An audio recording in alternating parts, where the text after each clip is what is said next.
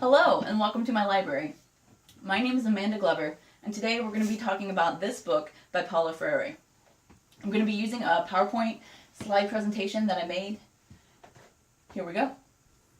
The first slide is a letter written by Paulo to some children who wrote to him on his 80th birthday, and I thought it was a great introduction to this book and to the life of Freire. I'm going to read it in its entirety. It's not that long. Here we go. September 28th, 1993. Dear friends from the first grade at Gustavo Taxeria School, I received your letter today at the University of Campinas. I was very happy to see you had such a lot of confidence in me when you asked me to continue loving children. I was also very pleased by the coincidence that you wrote to me on my birthday. On this day, my 7 grandchildren came to have dinner at my house, and they gave me presents that they themselves had chosen, and then they played with me. I promise I will never stop loving children. I love life too much. With love, from Paulo Freire. Let's begin.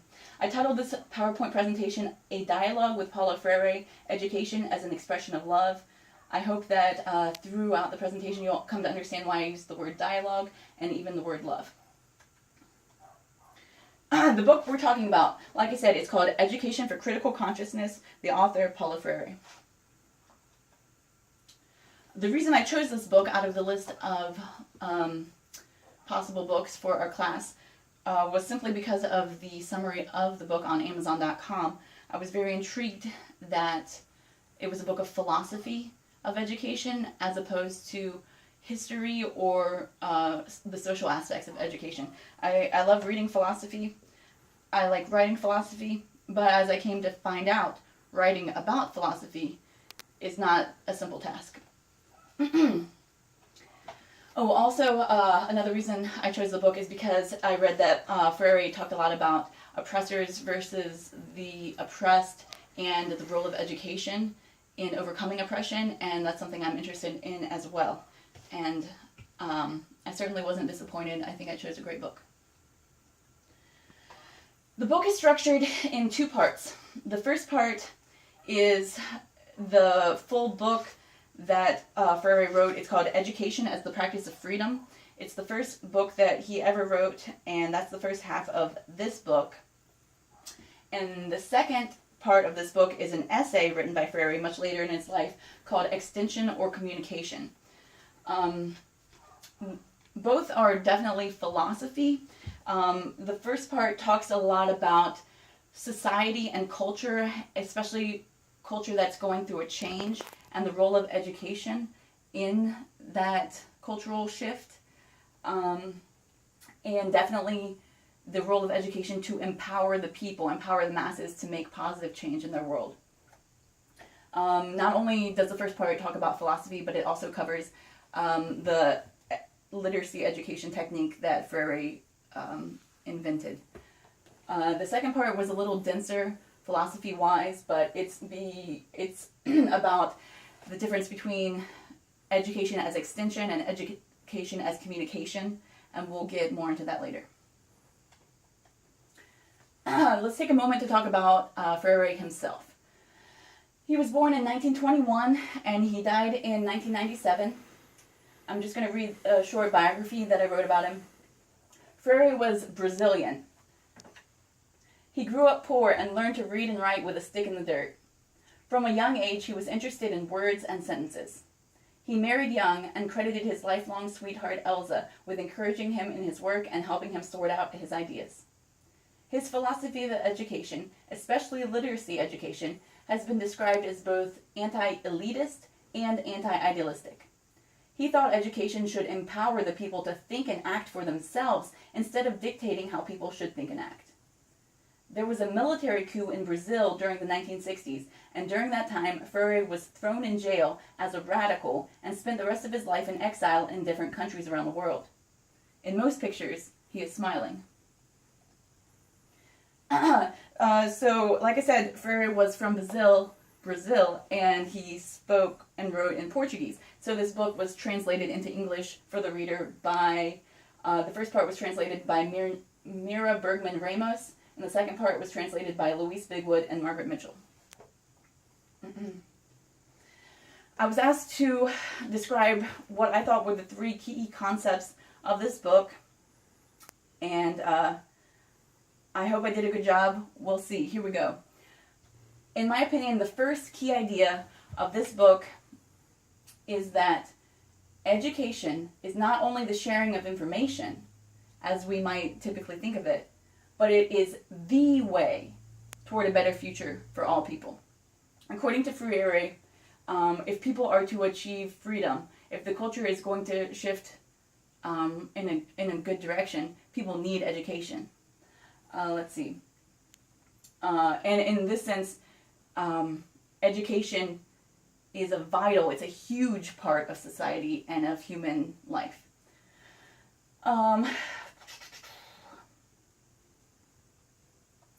Okay, so that's the first key idea, that education is the way. Okay? Second key idea. This one is a more specific philosophical concept, but Freire discusses it a lot, and so I think it is one of the key ideas of this book. And it is that education transforms people from objects to subjects, and thereby empowers them to create change.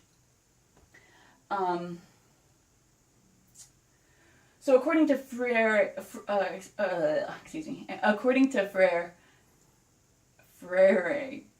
according to Paulo, my new best friend Paulo, according to him, uneducated people see themselves as part of a world, and they don't understand cause and effect, and so they don't understand that they have the power to change the world of which they're a part. And his idea is that education transforms them in their own minds from being part of the world to being separate from the world. And it takes them from being an object, something that things happen to being a subject, someone who has power to create change and transform things. There's a good quote here. It says, this realization, this is the point at which hopelessness begins to be replaced by hope. No longer mere spectators, they uncross their arms, renounce expectancy, and demand intervention. No longer satisfied to watch, they want to participate. And I think that quote shows the importance of education, like I was saying before on the first key idea, that it's education itself that empowers people, that gets them moving. Okay, third key idea. And this one is what the entire second half of the book is about. Education should be about communication instead of extension. So in the traditional understanding of education, a person, the teacher, gives something, which is knowledge, to the student who receives it. And Freire did not agree that this is how education should take place, because in one sense, he didn't believe that knowledge was a static thing that could be given and received. He believed that knowledge is always transforming and changing, and that we build our current knowledge on our previous knowledge. And so it's impossible for someone to give someone knowledge and that person to take that knowledge and keep it with them. That is not teaching them to think or to know or to think critically. And so, in his opinion, instead of doing that, instead of extending knowledge, we should be communicating with our students. Education should be a dialogue between people who are learning from each other. And the method of teaching literacy that Freire invented definitely reflects this belief. It's all about dialogue. I really like this photograph, so I added it. This is a picture of one of the Brazilian peasants learning how to read in Freire's classroom. I thought it was very nice. Okay, let's move on to my personal reaction to this book. First, let's talk about some things that I read and totally agreed with, that I had known or thought previously, and that the book reinforced. First of all, the belief in the importance of freedom, intellectual, political, social freedom. Freire has that as a core value and I do too, and that's one of the reasons I love this book so much. Secondly, before I had a vague understanding of sectarianism and what it is and how harmful it is to society, but Freire helped me put that into words.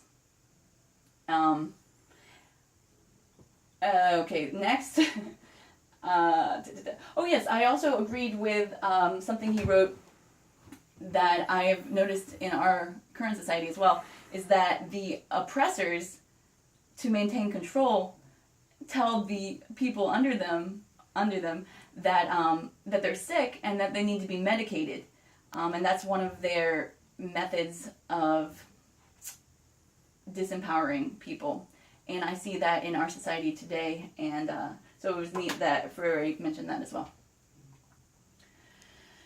There were a lot of new ideas that this book introduced me to. Let me talk about those for a moment. First of all, the method itself that Freire introduced to the world was new to me, and it was interesting. It was not the way that I personally would think about teaching people to read and write, but check this out. The first experiments with the method began in the town of Angicos in the state of Rio Grande do Norte in 1962, where 300 rural farm workers were taught how to read and write in 45 days. And if that is true, and supposedly this experiment in education was done multiple times in the life of Freire, if that is true, then we all need to be paying attention to his method of literacy because it works. Next, I definitely learned a lot about the culture and history of Brazil in the 20th century. Before I knew nothing, now I know a little bit. I think that Freire's emphasis on dialogue in education helped me think and changed my mind about some things, and made me want to work on my communication skills, both personally and professionally. So that was great. Finally, Freire's importance that he places on communication as opposed to extension really impacted me because it got me excited about learning about my students and understanding that that is a big part of teaching. That it's not just me knowing, giving to people who don't know. That it is a process by which people who are on the same level come together to seek knowledge. I was asked if there were any parts that I disagreed with, questioned, or that made me uncomfortable. There were two things that I decided to mention. The first is that, I think I mentioned it a bit before, but philosophically, Freire talks about how people are not part of the world. People are separate from the world, and that's what gives them the power to transform it, is the understanding that humans are separate from the world and not a part of it. And I struggle to understand or accept or even agree with that concept because I have always, or not always, but I kind of believe that people are part of the world and that there's an interplay of energy between humans and the world. However, Freire says that it's the moment when you realize that you're detached from the world, and that is when you become empowered to transform culture and life and the world. And so perhaps when I understand what he's talking about, I too will become empowered. Secondly, I was made a little uncomfortable, in a good way, when Freire talked about the difference between magical thinking and scientific thinking. He talked about how uneducated people, because they don't understand cause and effect, attribute things that they don't understand to a magical force, such as God or the saints or curses, etc. And it reminded me of how sometimes I think in that same way. When there's something that happens that I don't understand, I attribute it to karma or to the universe. And how do I want to put this? And so, like I said, magical thinking versus scientific thinking, I think that, I don't know how to put this into words. Shoot. Let's just say we're all ignorant in our own ways, and I'm going to continue to seek knowledge, whether physical or metaphysical, and continue learning. Okay, what was my favorite part of reading this book? I would say the introduction to Freire himself as a person, as a brilliant and courageous educator, as a philosopher. It was really powerful for me to meet him, at least through his written word. And I think that he can be a mentor and an influence in my life as a teacher and as a person. And I hope to read this book multiple times and some other stuff by him as well. And also, let me also say that it was a powerful reminder of the importance of education in the world. I was asked whether or not I would recommend this book to continue to be on the reading list for this class, and I would say that I 100% recommend this book to stay on the list and for all educators to read.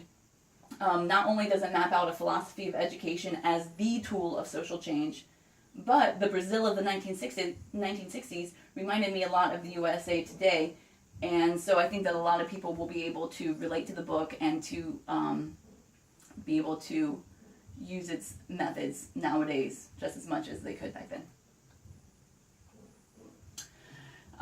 Let me talk for a moment about the impact of this book on me as a teacher and my future as a teacher.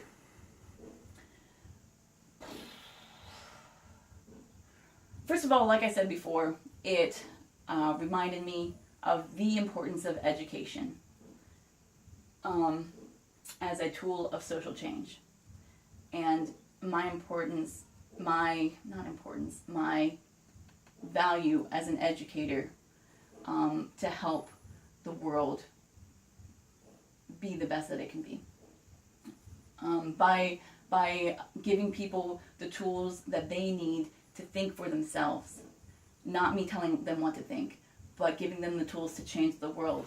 And that also takes some pressure off of me as an educator, because I don't have to tell everyone what to do.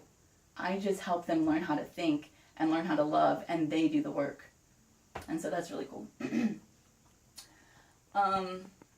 Also, I think that this book got me excited about my future as a teacher in the way that I'll get to know my students, have the chance to come to understand my students and where they're coming from as human beings, because that is a vital part of education, according to Freire. And so I'm excited about that, to get to learn about their culture and relate it to the topics that we're working through together. I finished this PowerPoint with a quote by Freire, of course. It says, "Education is an act of love, and thus an act of courage. It cannot fear the analysis of reality, or, under pain of revealing itself as a farce, avoid creative discussion." The last slide is the references that I used to make this PowerPoint. I would like to say, in conclusion, I really loved reading this book. I loved studying it and writing about it. I hope that you learned something today, and I learned a lot. Thank you so much for watching. I hope you have a great day.